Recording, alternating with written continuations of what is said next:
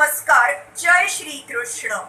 Enlightening, text 36 of chapter 5, Narada's instructions on Srimad Bhagavatam for Vyasadeva, first canto, creation of Srimad Bhagavatam. Text 36. Kurvana yatra karmani bhagavacha chikshaya sakrita grunanti gunanamani Krishna-Syanu smaranti cha. While performing duties according to the order of Shri Krishna, the Supreme Personality of Godhead, one constantly remembers him, his names and his qualities. An expert devotee of the Lord can mold his life in such a way that while performing all kinds of duties, either for this or the next life, he can constantly remember the Lord's name, fame, qualities, etc. The order of the Lord is distinctly there in the Bhagavad Gita. One should work only for the Lord in all spheres of life.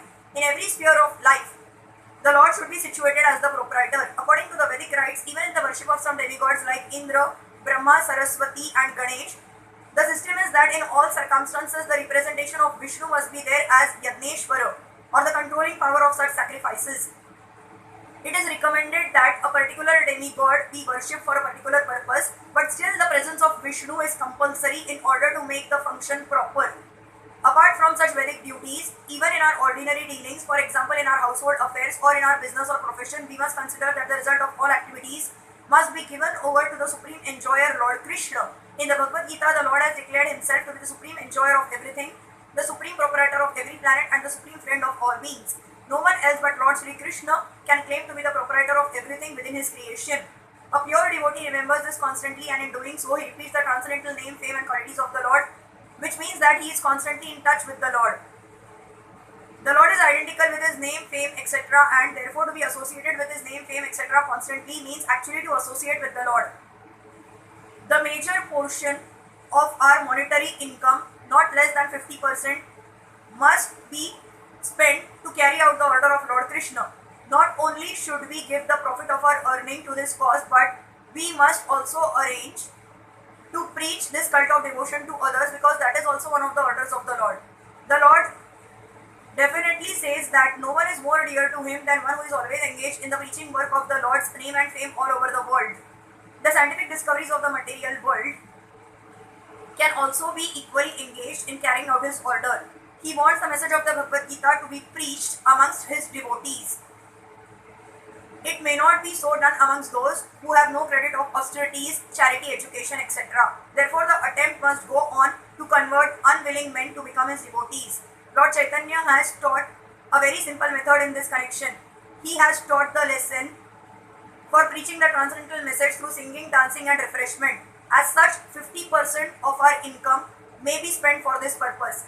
In this fallen age of quarrel and dissension, if only the leading and wealthy persons of society agree to spend 50% of their income in the service of the Lord, as it is taught by Lord Sri Chaitanya Mahaprabhu, there is absolute certainty of converting this hell of pandemonium to the transcendental abode of the Lord.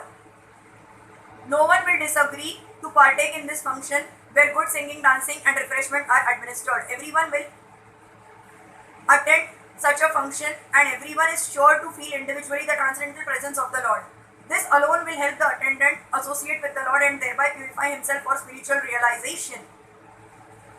The only condition for successful executing of such spiritual activities is that they must be conducted under the guidance of a bona fide devotee who is completely free from all mundane desires, fictive activities and dry speculations about the nature of the Lord.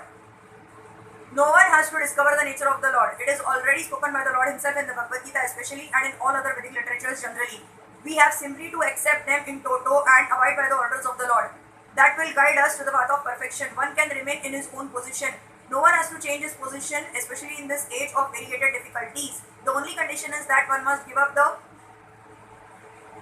habit of dry speculation aimed at becoming one with the Lord.